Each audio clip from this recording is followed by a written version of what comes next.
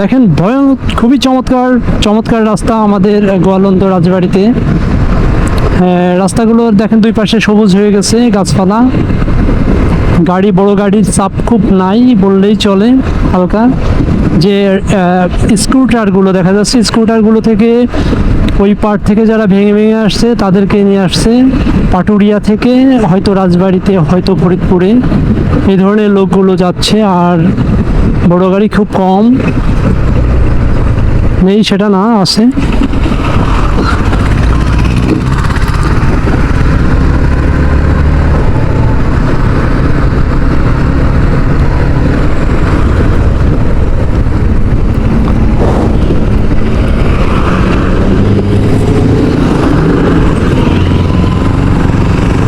ব্যস্ততম শহর, ব্যস্ততম রাস্তা, ব্যস্ততম এলাকা।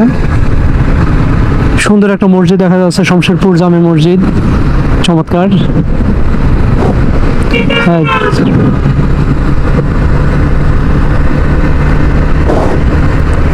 এই যে ইটের ভাটা।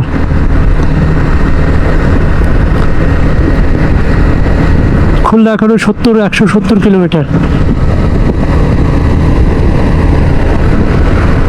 চমৎকার ভিউ, এই রাস্তাটুকু খুব ভালো লাগে। বাট এই গাছগুলো কেন এরকম হয়ে গেছে বুঝতে পারলাম না। সবুজ থাকার দরকার ছিল আরও, অন্যান্য গাছের তুলনায় এই গাছগুলো সবুজ একটু কম।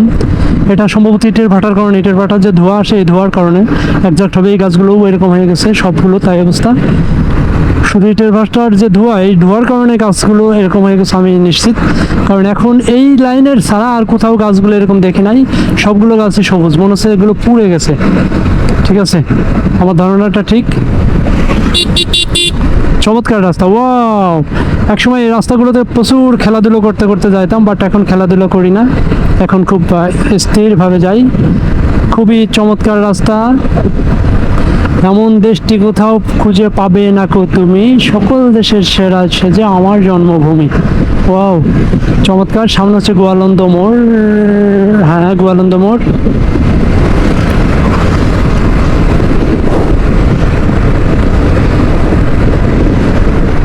এই যে মাটি রয়েছে রাস্তার উপরে, মাটিগুলো খুব ডেঞ্জারাস, ইটের ভাটার মাটি। ইটের ভাটা যখন ট্রাকগুলো নিয়ে যায়, মাটিগুলো পড়তে থাকে।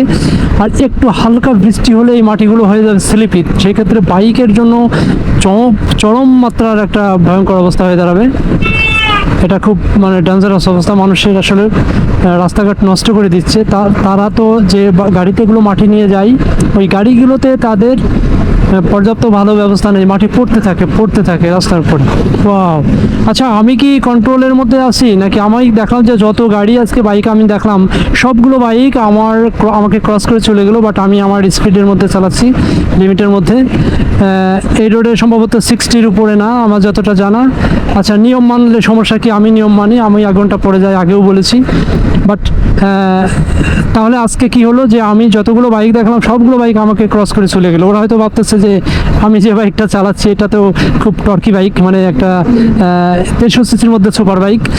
তাহলে ওরা হয়তো মনে মনে ভাববে যে এই এমটি রেখে দিলাম, ঠিক আছে। কিন্তু আমি আসলে, আমার এত তাড়াহুড়ো নেই ভাই, আমার মাথা গরম নাই, আমি খুব সাবধানে আস্তে ধীরে যাব।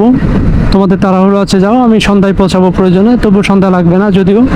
ঠিক আছে, ওকে, আমি আস্তে ধীরে যাই। দেখেন রাস্তার ভিউটা খুব সুন্দর, গাছপালা, উপরে গাছগুলো সবুজ। এই যে একটু আগে বলছিলাম না, দেখেন এই গাছগুলোর দিকে একটু তাকান, একদমই সবুজ, পুরা সবুজ। ওকে, তার মানে কি, ওটা ইটের ভাটার যে ধোঁয়া, ওই কালো ধোঁয়া।